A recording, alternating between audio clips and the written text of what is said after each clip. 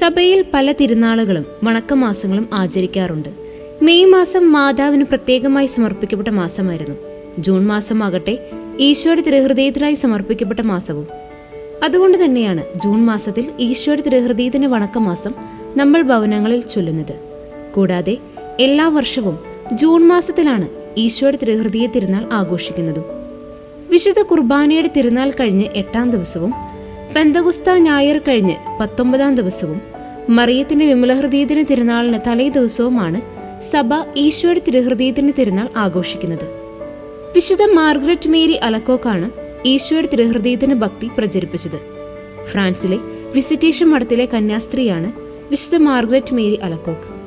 1672 വിശുദ്ധയ്ക്ക് ഈശോ പലതവണ ദർശനം നൽകുകയും വിശുദ്ധയോട് ഇപ്രകാരം പറയുകയും ചെയ്തു: കുരിശിൽ മുറിവേറ്റ എൻ്റെ ഹൃദയം മനുഷ്യരുടെ നിന്ദാപമാനങ്ങളാൽ ഇന്നും മുറിവേൽക്കുന്നു.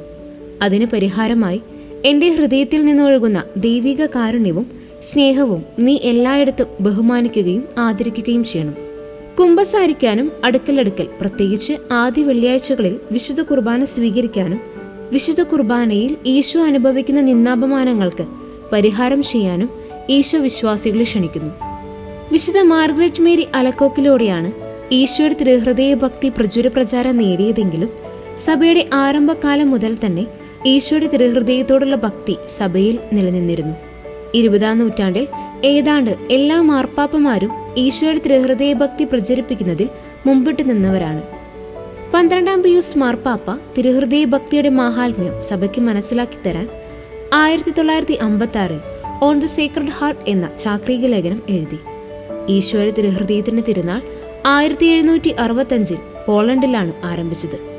1856 9-ാം പിയൂസ് മാർപ്പാപ്പയുടെ കാലം മുതൽ ഈശോയുടെ തിരുഹൃദയത്തിന് തിരുനാൾ ആഗോള സഭയിൽ ആചരിക്കാൻ തുടങ്ങി.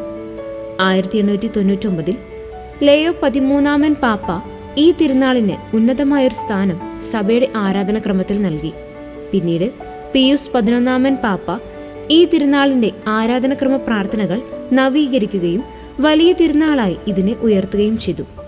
ഹൃദയശാന്തതയും എളിമയുമുള്ള ഈശോയുടെ തിരുഹൃദയത്തിലേക്ക് വളരാനും ആ ദിവ്യഹൃദയത്തിന്റെ സ്വഭാവ സവിശേഷതകൾ നമ്മുടെ ജീവിതത്തിന്റെ ഭാഗമാക്കാനും ജൂൺ മാസത്തിൽ നമുക്ക് പ്രത്യേകം ശ്രദ്ധ ചെലുത്താം.